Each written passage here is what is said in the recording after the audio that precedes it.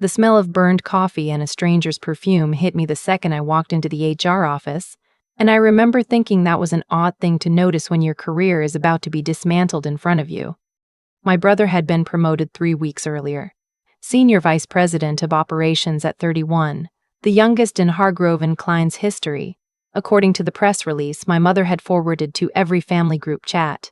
I had sent him a congratulations text. I had meant it. That's the part that still makes me feel stupid when I think about it. I had genuinely meant it.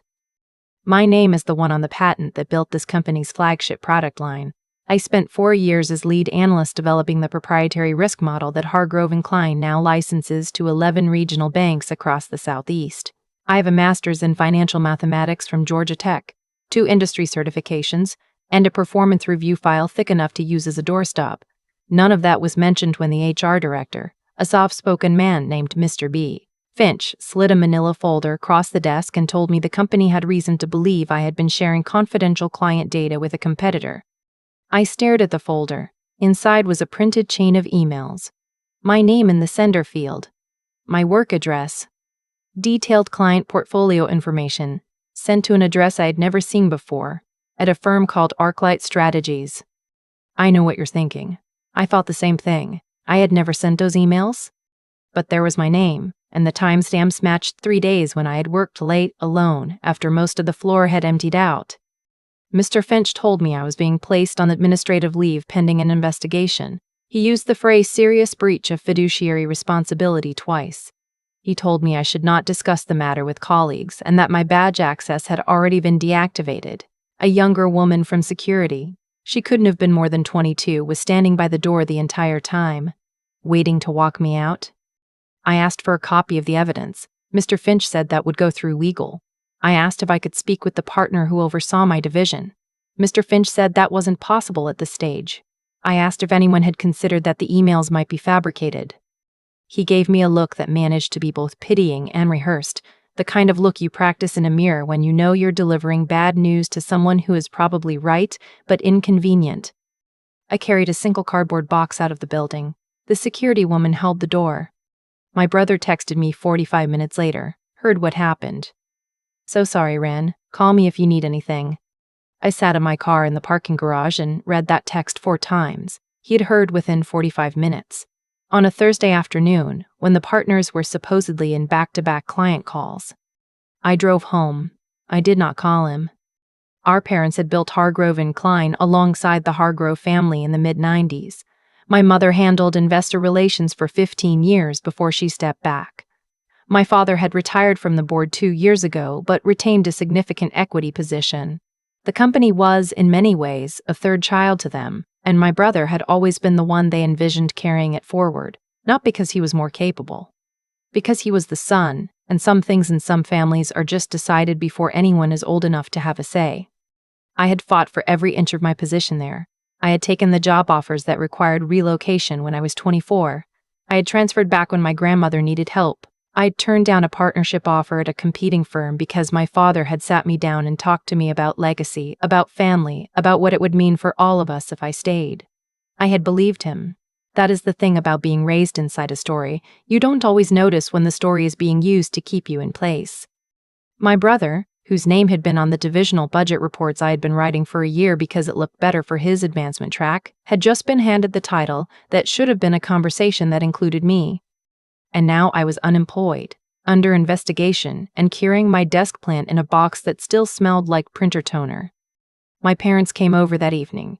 My mother sat at my kitchen table with her hands folded and told me that the important thing was to get ahead of this, to cooperate fully, to let the company's legal team handle it quietly.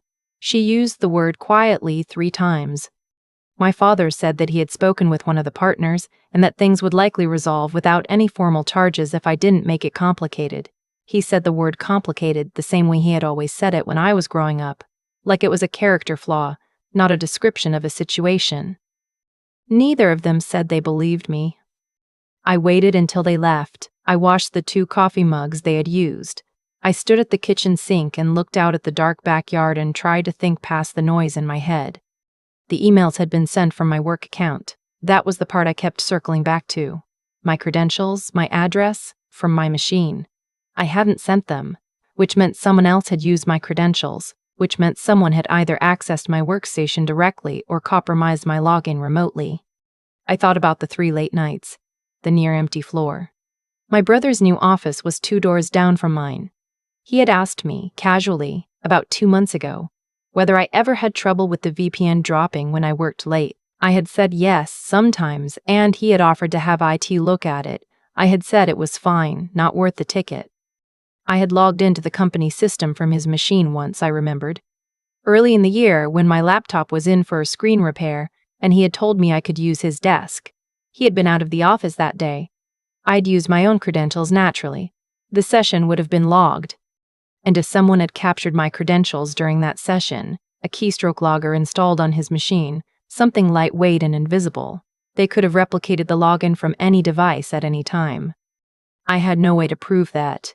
I had no access to his machine, no access to the company's IT logs, no access to anything except the contents of my cardboard box and whatever was on my personal laptop at home. I sat down on the floor next to my couch, which is something I do when I'm thinking hard, and standing feels like too much effort, and I tried to remember if there was anything, any backup, any redundancy, any trail that existed outside the company's systems. That's when I remembered the audit log project. 8 months ago, I had been asked to lead an internal compliance review in preparation for a state regulatory audit. Part of that project involved setting up a parallel documentation system, a shadow archive that mirrored key communications and decision records to an encrypted external server, as a failsafe in case the primary system experienced an issue during the review window, standard practice for that kind of regulatory work. The shadow archive had been set up under my credentials. It had been running continuously for 8 months. It captured outbound communications from every senior analyst account on my floor, including mine. If those emails had been sent from my account, they would also appear in the shadow archive, timestamped and logged exactly as they had been transmitted, including the originating IP address. If the IP address on those emails didn't match my usual workstation address or my home IP, or any device registered to me, that was evidence. That was a thread that, if pulled correctly, would unravel the whole thing. But the shadow archive was hosted on a third-party compliance server, not the company's internal network. My access credentials were separate. My personal credentials, I still had them. I opened my laptop. I logged in. The archive was intact, 8 months of logs, indexed and searchable. I pulled up the date range matching the disputed emails, 3 separate sends. I clicked on the first one. The originating IP address was not my workstation, it was not my home network. It resolved to an internal office address, one I didn't recognize immediately, but I screenshotted it and ran it through a basic IP geolocation tool out of habit. It came back as a registered address within the Hargrove and Klein building, a specific subnet associated with the executive floor. My brother's floor. My hands were very still on the keyboard. I am a person who processes things slowly and then all at once, and right then it was happening all at once. He had used a keystroke logger on his own machine to capture my credentials. He had waited until after his promotion was announced. He had sent the emails himself, from a device on the executive subnet using my login. He had timed it for evenings when I was known to work late, to make the timing plausible. And then he had told HR before I had any idea it was coming. He knew about the regulatory window closing. He knew I'd be leaving the company soon anyway, under his restructuring plan, because he had already been positioning my division to report to someone else. I had seen the org chart draft that his assistant had accidentally sent to the wrong distribution list 2 months ago. I had filed it away as a rumor. It wasn't a rumor. He needed me gone before the audit closed, before I could see what he was realigning and why. Getting rid of me through a misconduct investigation meant no severance negotiation, no whistleblower protections, and no clean reference. It meant I would leave quietly. It meant complicated wouldn't happen. I sat on the floor with my laptop until 2 in the morning, downloading every relevant log file, exporting the originating IP records, and writing a 12-page memo to myself documenting exactly what I had found in the same format I would use for a regulatory submission. Clear, numbered, sourced. I thought about who to send it to. My first instinct was the state banking regulator directly, the same office that had been coordinating with us on the audit. I had a contact there, a woman named Ms. Alcott, who had my personal email from the review process. She had told me, offhandedly, to reach out if I ever had concerns about the integrity of the data being submitted. I composed an email to her. I attached the memo and the log exports. I wrote in the subject line, "Potential irregularities in compliance documentation, personal report." I held the cursor over the send button. I heard my phone buzz. A text from my mother. "Your father spoke to the partners again. They're willing to close this quietly if you sign the separation agreement by Monday. It's the right thing for everyone, Ren. Please don't make this harder than it needs to be." I read it twice. Then I clicked send. I didn't sleep. I made tea. I didn't drink. I sat on my back porch until the sky started going pale gray at the edges and the neighborhood birds started doing whatever birds do before sunrise. At 7:14 a.m., Ms. Alcott replied. She thanked me for the documentation. She said she was forwarding it to the division's investigative unit and that I should expect contact within 48 hours. She also said gently but clearly that I should retain personal legal counsel before speaking with anyone further. I called a friend from my Georgia Tech cohort who had gone into employment law. She listened for 22 minutes without interrupting, which is the mark of a person who is actually taking you seriously. Then she said, "The IP logs are everything. Do not delete anything. Do not talk to the company's legal team and do not sign the separation agreement." I did not sign the separation agreement. The next 4 days were the strangest of my life. My parents called twice a day. My father's tone moved through disappointment, then frustration, then a kind of cold distance that I recognized from childhood as his version of a wall going up. My mother texted me articles about the importance of protecting family reputation. My brother sent a single voicemail saying he had heard I was being difficult and asking me to think about what I was doing to all of them. I listened to it once. I saved it. Then I sent a copy to my lawyer. On the 5th day, Ms. Alcott's office contacted the company directly. Not me. The company. The regulatory unit had flagged the IP discrepancy in the archived logs as a potential fraudulent submission to a state oversight body, which is a considerably more serious category of problem than internal HR misconduct. The investigation moved from Hargrove and Klein's hands to the state's. I know this because my lawyer called me at 9:40 in the morning to tell me, and because 40 minutes later, my father called from a number I didn't recognize, which meant he was calling from somewhere that wasn't his cell, which meant something had happened that made him want to be careful. I did not answer. He left a voicemail. His voice was different. The boardroom register was gone. He sounded like an older man, which I realized he was, and which I had not let myself think about for a long time. He said he thought we needed to talk. He said things had gotten out of hand.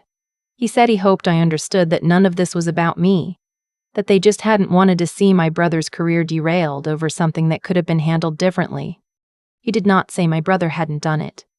I replayed that part 3 times. The regulatory investigation took 6 weeks. I won't walk through all of it because some of it is still in process and my lawyer has opinions about what I should discuss publicly. What I can tell you is this.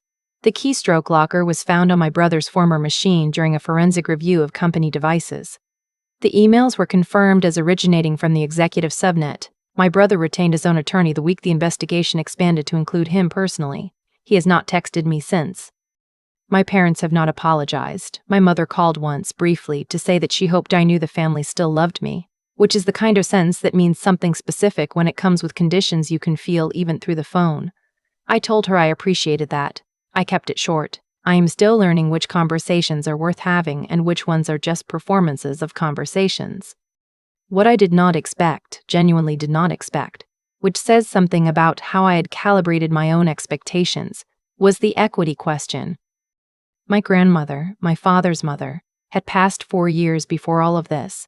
She had been a quiet woman who kept meticulous records and had opinions about everything that she expressed to exactly one person at a time, which was usually me. She had a small trust that had been administered by a family estate attorney, a methodical man named Mr. Voss who had handled her affairs for 30 years and who, I later found out, had found my father's management of certain estate transitions to be ethically questionable but legally defensible.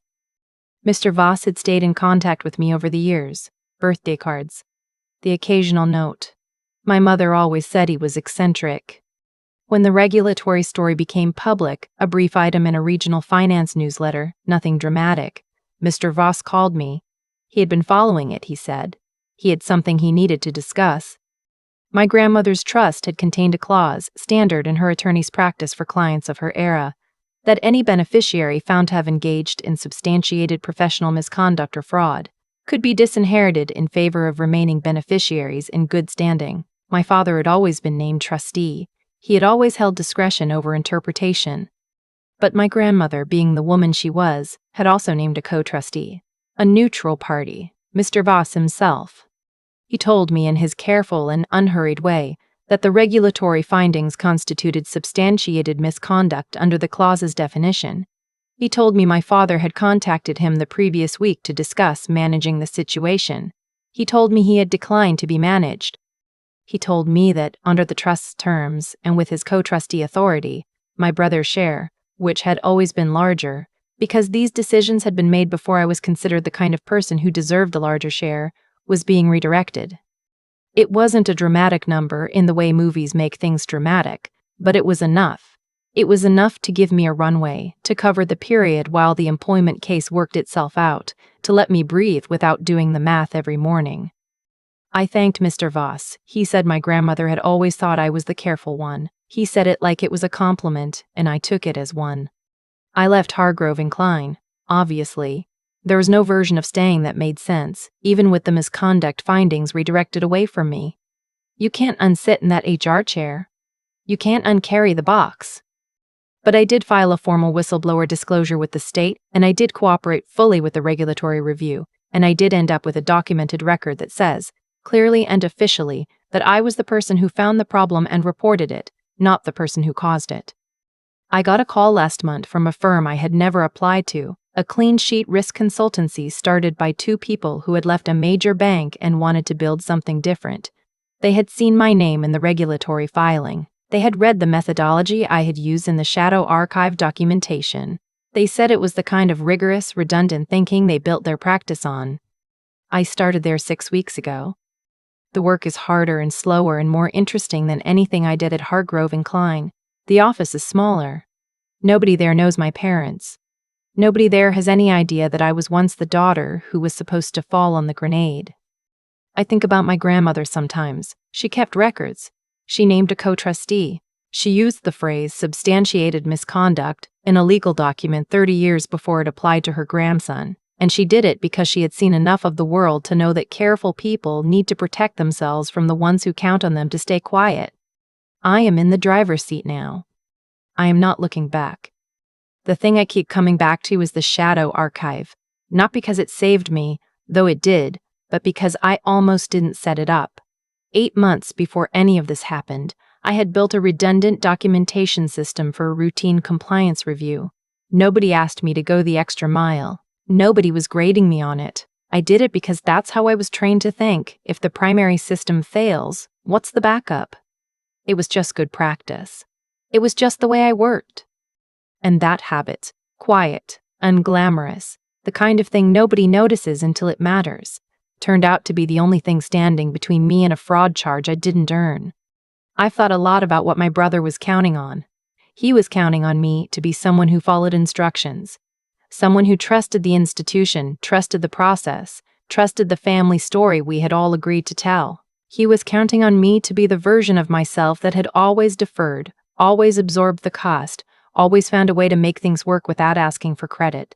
For a long time, that version of me had been useful to a lot of people. I had called it loyalty. I think the more accurate word is leverage. What I know now is that doing the right thing has a compound effect, the same way cutting corners does. Every time my brother chose the shortcut, the falsified email, the keystroke logger, the HR complaint filed before I even knew something was wrong, he was building a record. He just didn't realize the record was being built on both sides. My grandmother understood this. Mr. Voss understood this. Mr. Voss understood this. Alcott had spent a career watching people try to manage regulatory processes the way my father had tried to manage me, with a phone call, a favor, the right kind of quiet pressure. She had seen enough to know what pressure that shape usually meant. There's a version of this story where I sign the separation agreement on Monday morning, where I decide the fight isn't worth it, that the family damage is too high, that maybe there's some version of the story where I actually was at fault and I just can't see it clearly. I've been in enough situations where my own judgment was questioned from enough directions simultaneously that I understand how that happens to people. I understand how you can start to doubt yourself when everyone around you speaks with one voice. That's the actual mechanism of the thing. It's not traumatic, it's just sustained pressure on a person who wants to believe the people they love are not capable of what they are demonstrably doing. What held me together was not anger. Anger would have made me move too fast and talk too much. What held me was something quieter, a refusal to let the story be written for me. I had the logs, I had the IP records. I had 12 pages of documentation in the same format I used for regulatory submissions because that's the only format I know. I had built the habit of being precise long before I needed precision to protect myself, and when the moment came, the work was already done. I just had to be willing to send the email. That's the part I want people to sit with, not the resolution, the trust redirected, the new job, the vindication. That part is real, but it's not the point. The point is the 8 months before any of it. The point is the documentation nobody asked for, the redundant system, the careful record of what was true. Character is what you build before you need it. Integrity is what you already are when the test shows up, and the will to hold your ground, to not sign the paper, to not make it easy, to not absorb one more cost that isn't yours. That's not stubbornness. That's knowing what you're worth and deciding, finally, to act like it. I am in the driver's seat now. It took longer than it should have. But I got here.